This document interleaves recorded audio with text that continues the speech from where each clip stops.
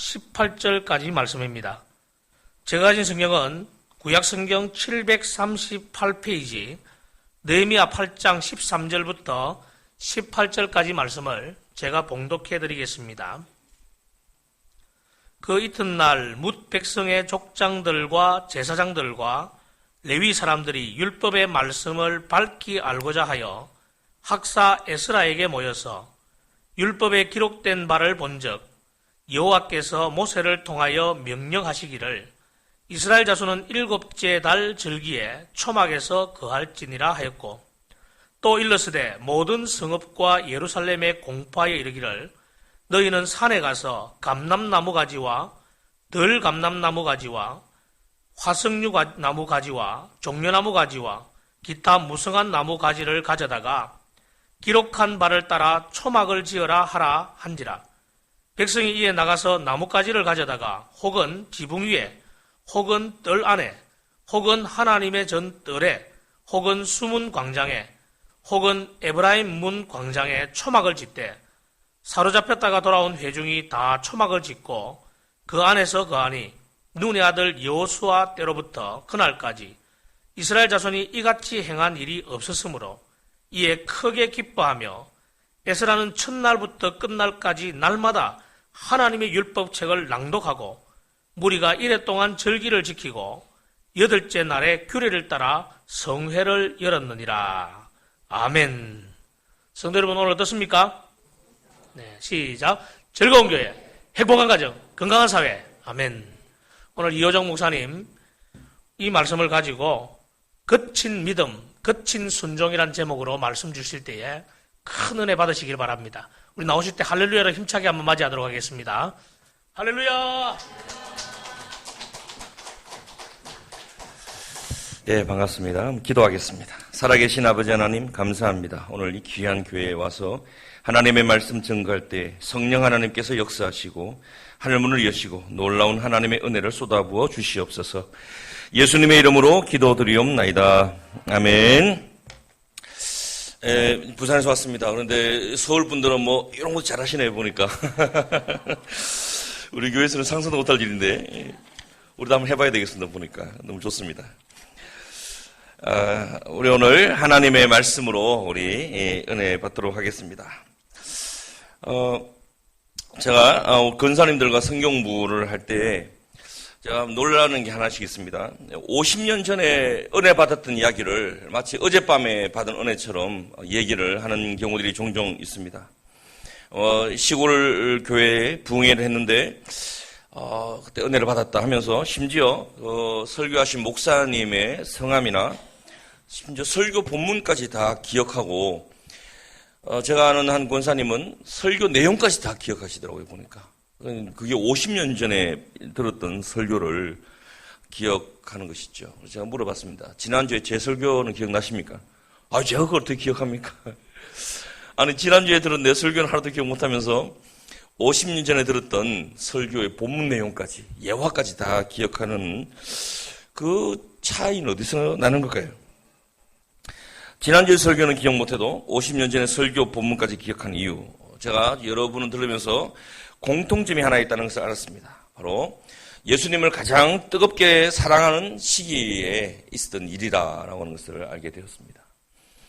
돌아보면 저도 그런 것 같아요. 우리가 예수님을 처음 만났을 때 그 놀라웠던 구원의 감격과 십자가의 은혜가 우리 가슴을 파고 들어왔을 때 우리는 이 세상이 완전히 그날 이후로 다 바뀌는 것을 경험들을 하셨겠죠. 다 이 자리에 앉아 계신 것도 그때 그 은혜들이 여전히 우리 속에 남아있기 때문에 이 자리에 앉아 있는 것이 분명할 것입니다. 우리가 처음 예수님의 그 놀랍고 뜨거웠던 은혜에 감격하고 복음의 영광이 우리의 가슴을 환하게 비추던 바로 그 시절에 받았던 말씀들, 그때 했던 기도들, 그때 만났던 하나님의 놀라운 은혜들은 영원토록 우리가 이 땅에 살아가는 동안에는 잊혀지지 않는 것입니다. 그리고요, 이 뜨거웠던 기억이 평생 그분들의 인생을 지탱해 왔다는 것도 알게 되었습니다. 시집 와서 시어머니가 그렇게 구박을 해도 이 믿음으로 견뎌냈고, 남편이 속을 썩일 때도 기도로 풀어내고요.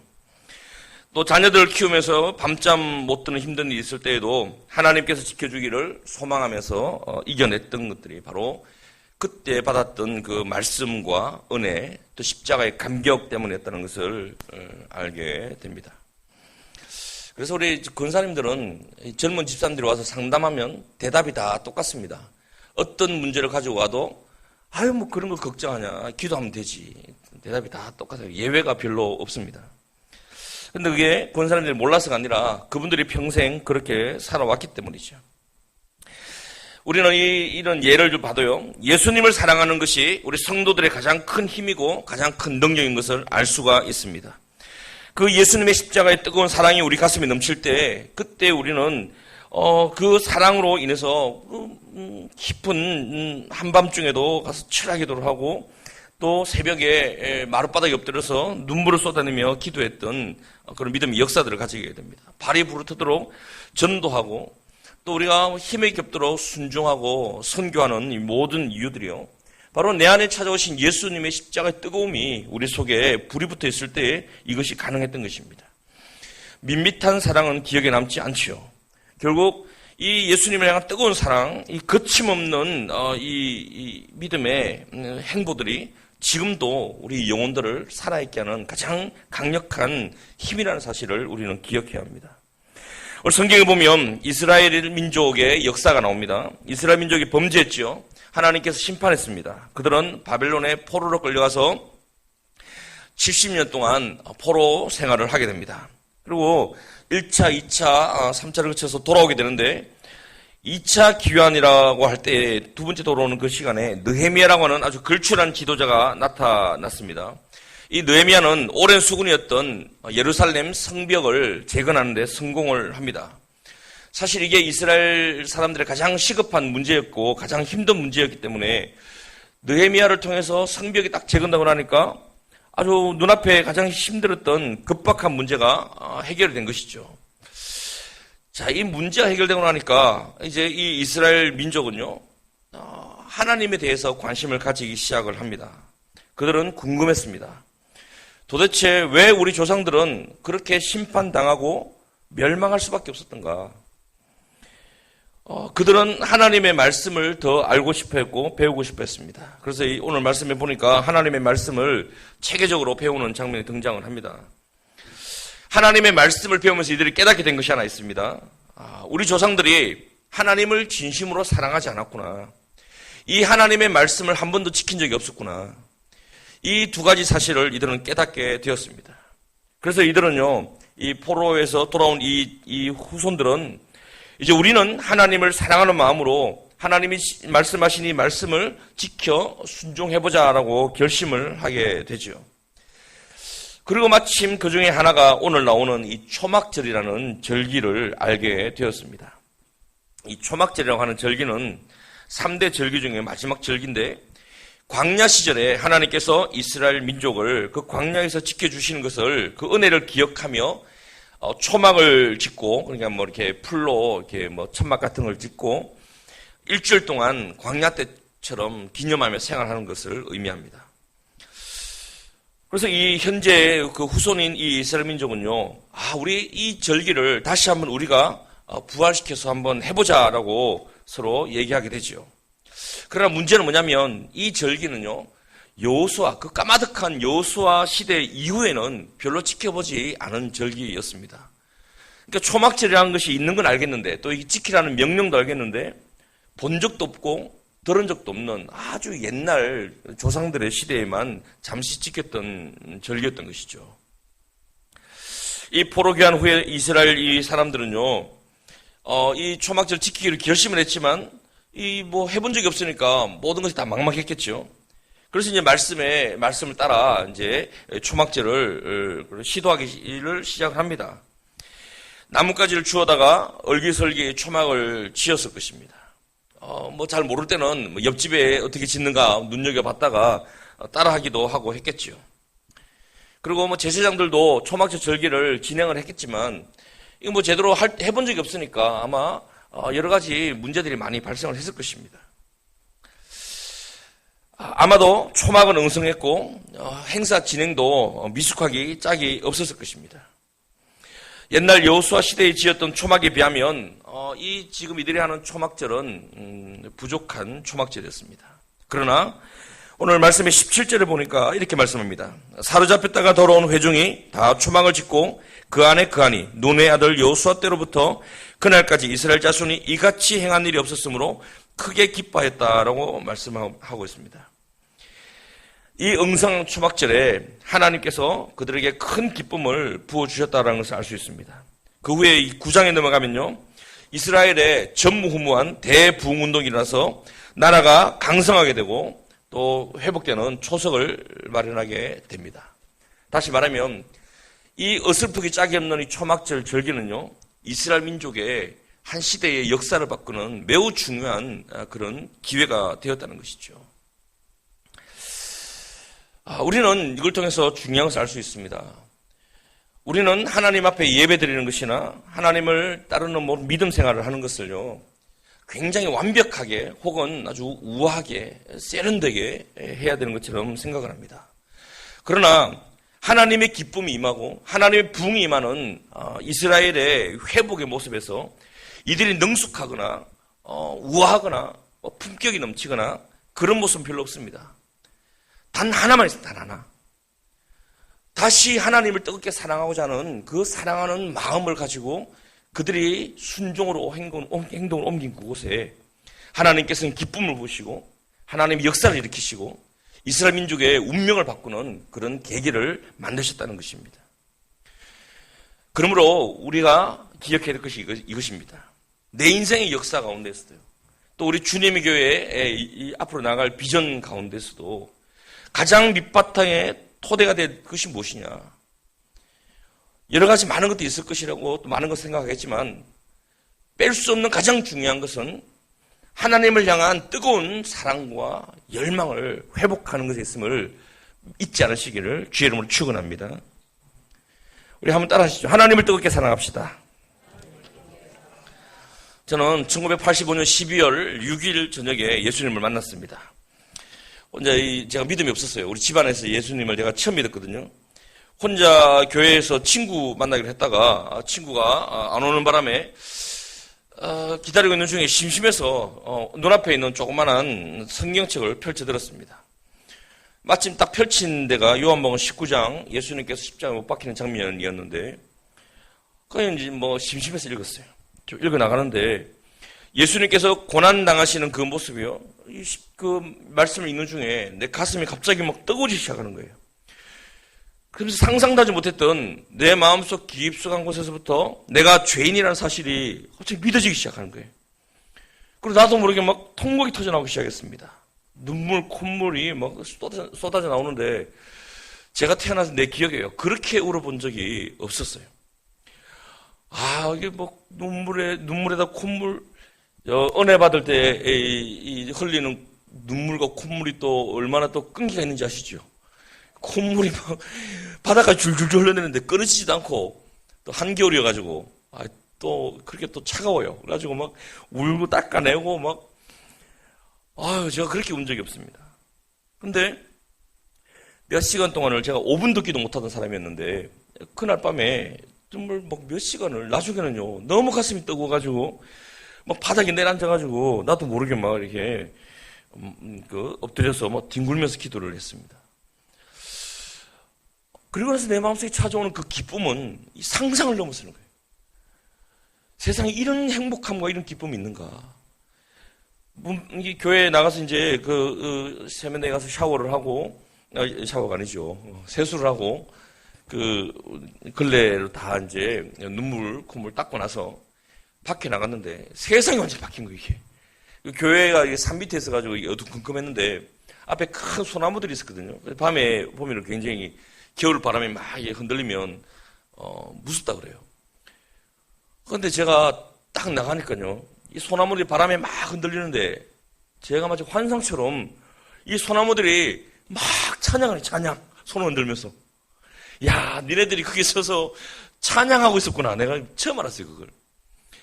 그리고 집에 돌아가는데 이 마음의 기쁨이 너무 크니까요, 이게 너무 아까운 거예요. 뭐든지 아무리 기쁨이 있어도 하루가 지나면 없어지잖아요. 그래서 밤에 잠자기 전에 내가 이걸 내 아침 되면 또 이게 없어질 텐데 너무 기쁘니까 이걸 갖다가 내가 안 자고 좀 더 이걸 좀 누려야 되겠다. 안 자고 막 버텼어요. 그러다 이제 피곤해 잠이 깜빡 들었는데 아침에 눈을 딱 뜨자마자 아유 내가 이거 밤새도록 좀 어제 그 기쁨을 누렸으면 좋았어. 그래도 잠이 들었구나. 좀 후회하는 마음이 있었는데 다시 기도를 했어요. 무릎을 딱 꿇고 하나님 어젯밤에 내가 하나님 큰 은혜를 받았는데 너무너무 기쁘고 너무너무 행복합니다. 가끔이라도 이 기쁨을 누릴 수 있으면 좋겠습니다. 라고 기도했는데 제가 깜짝 놀랐어요. 내 마음에 잔해요. 하나님의 기쁨이 가득 차가지고 찰랑찰랑찰랑 하는 걸 내가 느낄 수 있었어요. 툭 치면 우라락 쏟아넘치도록. 그 이후로 내 속에 이 기쁨이 떠나지 않는 거예요. 내 마음에 늘 감사와 행복함과 즐거움이 넘치기를 시작을 했습니다. 그날 이후로 제 인생은 완전히 바뀌었어요. 180도 완전히 바뀌었습니다. 그전에는 마지못해 따라갔던 교회를 이제는 뭐 매일 빠지지 않고 가서 기도하고 희한하죠. 누가 가르쳐주지 않았는데 기도했다는 걸 알았어요. 기도하고 또 교회 가서 시키지 않은 청소하고 뭐 그런 식으로 삶이 바뀌었습니다. 우리 부모님 평생이 절에 다니시고 무당실 하시던 분들이셨는데 제가 그냥 교회 다닐 때는 아무 말씀 안 하시더니 제가 은혜 받고 나니까 귀신같이 하시고는 그때부터 핍박이 시작됐습니다. 몇 년 동안 아주 고생을 많이 했어요. 뭐 집에도 쫓겨나기 그건 뭐 헤아릴 수 없이 쫓겨나고 했습니다. 그래도요 내 마음이 흔들리지 않았어요. 제가 뭐 의지가 강한 사람이 제가 볼 때 심지가 굳은 사람을 1순위를 뽑으러 가면 나는 유승준 목사님 뽑는데 저는 뭐 의지가 강한 편이 아니고 뭐 심지가 강한 편이 아닙니다. 부모님이 하지 마라 그러면 해본 적이 없어요. 근데 그 핍박은 제가 아무리 부모님들이 그렇게 강하게 하셔도요 결코 굽힐 수가 없었어요. 왜냐하면 내 신념이 강해서가 아니라 내 안에 예수님을 향한 사랑이 너무 불이 붙어 있으니까 어떤 핍박과 환난 뭐 이런 게 와도요 뭐 나는 죽어도 전혀 아쉬울 게 없겠다는 생각이 들었어요. 나중에는 부모님들이 하다 안 되니까요. 대학을 제가 합격을 하고 이제 등록을 준비하고 있는데 부모님이 돈을 안 주시는 거예요. 우리는 저 아들 대학 보내려고 하는 거지 저 예수생이 대학 보낼 마음이 없다고. 그 등록비를 안 주셔가지고 이 대학 들어가는데 그거 가지고 협박을 하시더라고요. 네가 대학 들어가고 싶으면 교회 그만두라고. 내가 2번 생각 안 하고 부모님께 얘기했어요. 저 공장 가서 일하겠습니다. 대학 안 가도 됩니다. 제가 이게 다시 말하자면 제가 신념이 강해서 그렇게 하는 것이 아니라 그때는 내 속에 예수님에 대한 뜨거운 사랑이 불이 붙어가지고 그냥 부모님이 두 손 드셨어요. 이 얘는 안 되려는가 보다.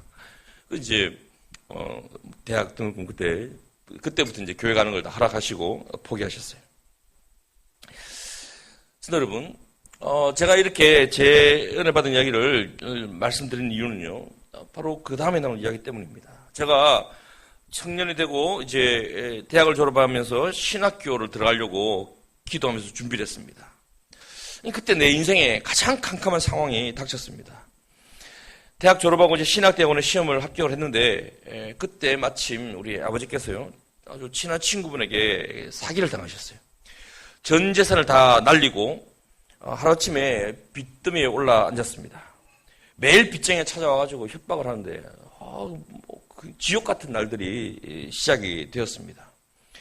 1년에 2번을 이사를 해야 했습니다. 자꾸 좁은 집으로 이사 가는 것이죠. 마지막으로 이사 간 집은요 너무 좁은 거예요. 좁아가지고 여동생 둘이에게는 방을 하나 주고 이제 그 내 방을 창고처럼 쓸 수밖에 없는 상황이었습니다. 그래서 이삿짐을 풀지도 않았어요. 그냥 박스 그대로 내 방에 쫙 재놓고 그러고 나니까 내가 누울 수 있는 딱 내 한 몸 누울 수 있는 공간만 딱 나오는 거예요. 그래서 이 창고 겸 내 방으로 이제 제가 지내게 됐는데 제가 거기 들어가서 누울 때마다 늘 마음에서 드는 생각이 이 지옥이구나. 마치 내 방이 무덤 같다는 생각이 들었어요. 마치 관처럼 내 한 몸 딱 누우면 이 몸을 뒤치길 수도 없는 그런 좁은 공간밖에 남지 않았었거든요. 그러니까 막 한숨이 나오는 거죠. 집에만 들어가면 한숨이 나오는 거예요. 누워가지고 잠자기 전에 한숨 쉬는 게 일이었습니다. 왜 이런가. 게다가 목사님이 되고자 신대원에 가려고 하는 것도 합격을 했는데 부모님들이 반대하시는 거예요. 그리고 부모님들이 얘기하시는 거죠. 지금 집안 형편이 이런데 장남이 뭔가 좀 해야 되지 않겠냐. 그래서 취업을 하라라고 얘기를 해요. 내가 돈을 계산해 보니까 한 10년은 일을 해야 어느 정도 갚으려나. 빚이 너무 많으니까요. 그때부터 내 온몸이요, 마치 철사줄로 꽉 얽어매는 것처럼 숨이 막히기 시작했습니다. 대학을 졸업하면서도 내가 가고자 하는 그 꿈을 이룰 수 없는 상황, 환경. 대학 졸업할 무렵에요, 힘들어서 제가 하루에 3,000원으로 학교를 다녔습니다. 라면, 컵라면 하나 먹고. 너무 서글픈 거예요, 이게. 다른 사람들은 예수 믿는 복도 많이 받더니만, 나는 왜 이런가. 그때도 내 마음속에 원망한 비슷한 거 생기기 시작했어요. 그렇게 지내던 어느 날, 제가 집에 들어가니까요, 우리 아버지께서 들어오셨는데, 우리 집 키우는 강아지가 말이 있었어요. 이 푸들인데, 보니까, 다리에 붕대를 안고 있어요. 아버지가 실수로 떨어뜨리셔가지고 다리가 부러진 거예요. 골절상을 입었습니다. 아이고, 어떻게 이러냐, 이제 있었는데, 아버지가 이제 나갔다가 딱 들어오시는데, 그날도 빗장이 찾아와가지고 막 난리를 하고, 아버지가 들어오셨는데, 이 강아지가 아버지를 보더니만, 아버지를 좋아하거든요. 미친 듯이 뛰어오르는 거예요, 좋아가지고. 이게 골절상을 입으니까, 뛰어오르고, 이 땅에 떨어지면은 아파가지고 막 깨갱깨갱. 근데 또 뛰어오르고 또 깨갱. 아버지가 막 당황해가지고 안고 뛰지 말라고. 이 다리 부러진 애가 이성을 잃고 걔가 아버지는 보면 좋아서 줄줄 모르는 거예요. 근데 이 아버지가 그 개를 안고요, 우시는 거예요. 그래서 아버지 하시는 말씀이, 네가 사람보다 낫구나. 이 아버지가 이렇게 평생 많이 돕고 하셨는데 돈 문제가 얽히니까요, 모두 다 원수가 되는 거예요. 그러니까 아버지가 너무너무 상처를 많이 받으셨는데, 이 개는 아버지 실수로 다리가 부러졌는데도 아버지는 보면 좋다고 막 아파도 그렇게 뛰어오르는 모습 보면서 아버지가, 네가 그래도 개가 사람보다 낫구나. 눈물을 흘리시는데 내 마음이 뜨끔한 거예요. 야, 내가 개보다 못한 게 아닌가. 이 개를 가만히 보니까요, 원망하는 마음, 탓하는 마음, 자기 주인이 자기 다리를 부러뜨리는데 삐지지도 않더라고요, 보니까. 자기 다리를 부러뜨리는 주인이 온다고 막 아파서 쩔쩔매면서도 뛰어오르는 그 모습 보면서요, 야, 이 주인을 향한 개의 이 마음은, 사랑하는 마음, 충성하는 마음은 좌우를 둘러보는 게 아니구나. 내 마음이 뜨끔한 거예요. 내가 하나님을 사랑한다고 말하면서 나는 늘 좌우를 둘러보고 늘 비교하고 늘 탓하고, 야, 내가 이거 큰 뭔가 잘못되었구나. 그걸 그때 알았어요. 하나님을 향한 사랑은, 걔가요, 우리 집 키우는 강아지가 주인을 향한 사랑이요, 좌우를 안 둘러보고 그냥 직진하기 직진. 내가 무릎을 쳤습니다. 내가 하나님을 향한 사랑이 마치 예수님께서 나를 사랑하실 때에도 그분이 십자가를 지실 때 좌우 둘러보고 생각하고 계산했더라면 십자가 지셨겠습니까? 우리를 구원하시겠다는 일념 하나로 그냥 직진해 십자가 지신 거 아닙니까? 그냥 아무 주위에 어떤 그런 협박과 환난과 또 두렵지 않았겠어요. 마음에 얼마나 많이 힘드셨겠어요. 땀이 피가 되도록 힘들어하셨던 예수님의 그 고통스러움이 있었는데, 예수님은 십자가 하나 지시기 위해, 우리를 구원하시기 위한 그 일념을 위해서 모든 것을 직진하셨어요. 인생을. 나는 얼마나 둘러봤는가. 나를 향한 주님의 이 사랑에 나는 어떻게 보답하는가. 내가 너무나 충격을 받았어요. 내 방에 들어갔습니다. 관 같은 내 방에 들어갔어요. 엎드렸어요. 엎드려가지고 기도했습니다. 하나님, 내가 좌우면, 내가 좌우를 둘러보면서 하나님 원망했던 거 용서하십시오. 내가 이제부터 오직 주님 바라보고 직진하겠습니다. 내가 저 개보다 못한 인생이 되었어야 되겠습니까?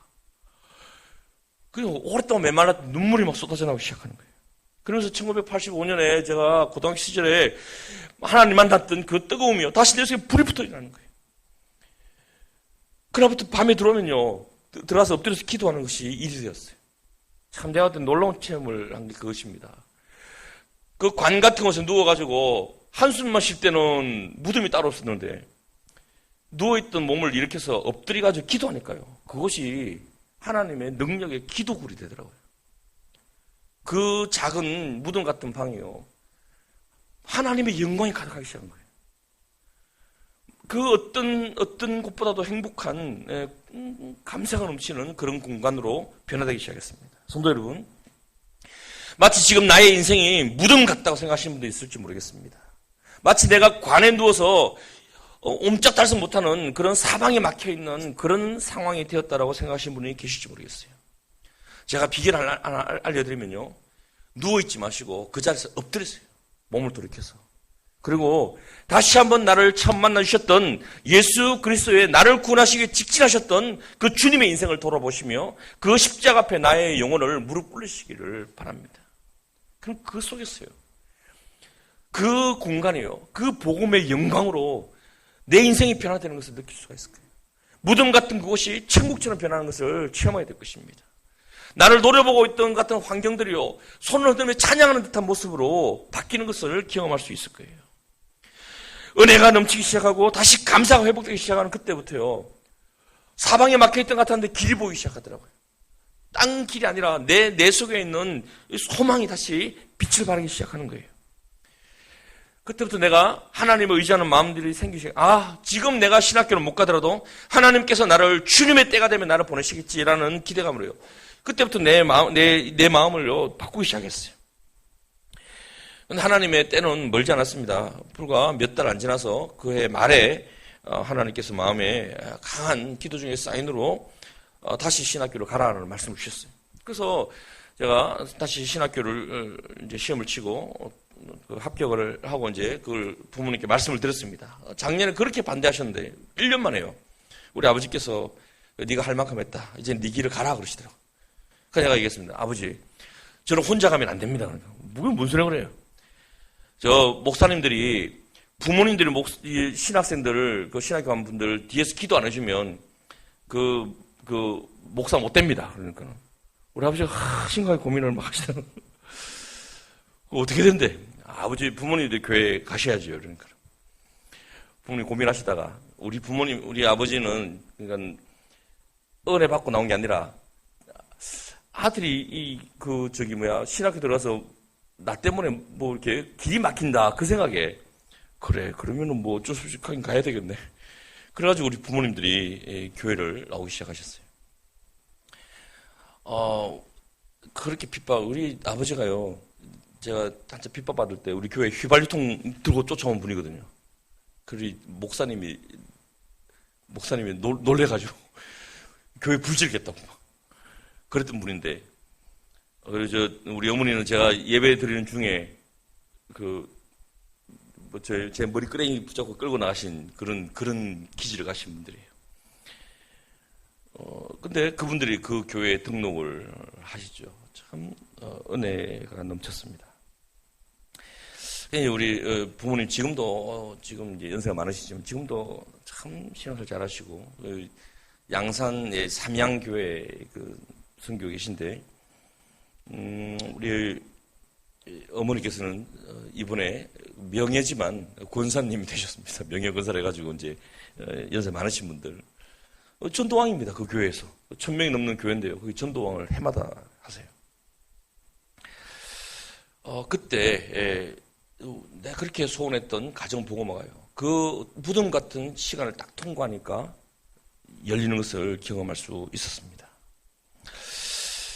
성도 여러분, 이스라엘 백성들의 회복도 하나님을 뜨겁게 사랑하는 것을 회복하니까 모든 막혀있던 환경이 열리기 시작을 했습니다. 하나님을 사랑하는 것이 회복되니까 기쁨이 넘치고 하나님의 말씀을 순종하는 것이 의무나 고통이나 율법이 아니라 그 자체가 행복이 되고요. 그것이 더 확장되고 넓어져서 느헤미야 9장에 전무후무한 영적 대부흥의 역사를 하나님께서 일으켜 주신 것입니다. 그들의 초막절은 어쩔 수 없이 지켜야 됐던 것이 아니었습니다. 하나님을 사랑하는 마음을 회복하니까 그게 자연히 따라 나오는 순종이었던 것이죠. 하나님의 말씀에 순종하는 것은 의무나 율례를 따라가는 것이 아닙니다. 우리가 구원 얻기 위해서 율법을 지키는 것이 아니잖아요.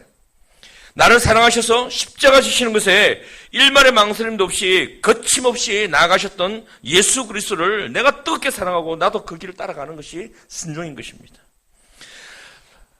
밧줄에 묶인 듯 꼼짝 못하는 환경이 찾아왔을 때 우리는 원망하고 한숨 쉬고 사람들을 의지합니다.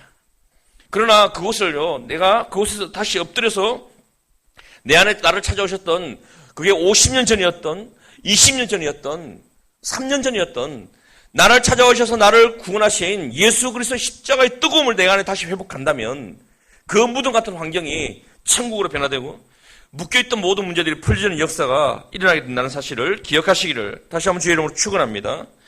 무덤 같은 환경에서 엎드려 십자가로 나가야 되는 것이에요. 믿음은 직진하는 것입니다. 좌우를 둘러보고 계산하는 것이 아니에요. 이스라엘 민족이요, 초막절 지킬 때 계산해서 못했습니다. 아이고, 뭐 어떻게 하는 거야? 해본 적이 없는데 매뉴얼을 좀 줘봐. 하는 규칙을 좀 알려주세요. 그들은 그렇게 나가지 않았어요. 그들은 그냥 뜨거운 열정 하나로 어설프고 또 미숙하지만 하나님의 말씀을 따라 순종하기로 결심하고 지켰던 것입니다. 우리 어머니들의, 우리 권사님들의 믿음이 무엇입니까? 바로 직진하는 것이죠. 둘러보지 않았습니다. 어제 하나님의 말씀이라면 그런 줄 알고 믿고 나갔어요. 그들은 마음에 아예 원망이라는 것 자체를 품지 않았습니다. 내가 하나님 앞에 좌우를 둘러보지 않고 주님만 사랑하기를 결심한다면 하나님의 은혜와 사랑이 우리를 회복시키실 것을 우리는 믿게 되는 것입니다. 이것이 우리 모든 인생의 정답이 되는 것이에요. 따라합시다. 거침없이 순종합시다.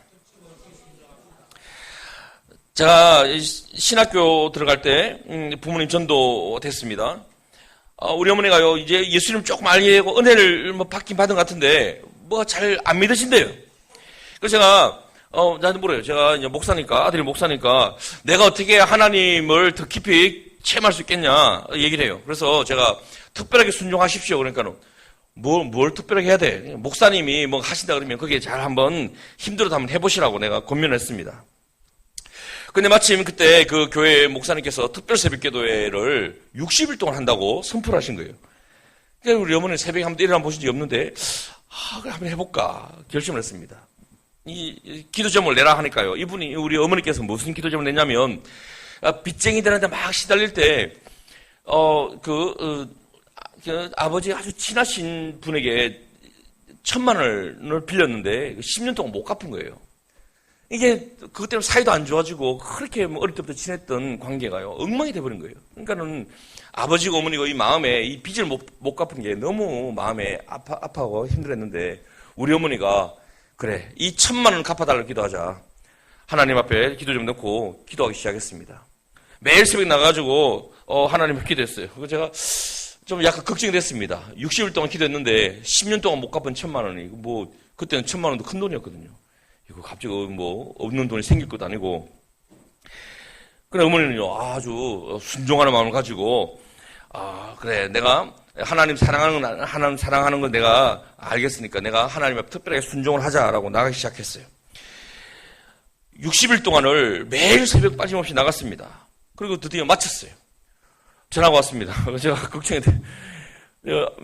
어머니께, 그래, 기도하고 나시니까 1,000만 원, 60일 동안 기도하면 1,000만 원 갚으려면 한 반 정도 지나면 한 500만 원 어디 들어와야 갚잖아요.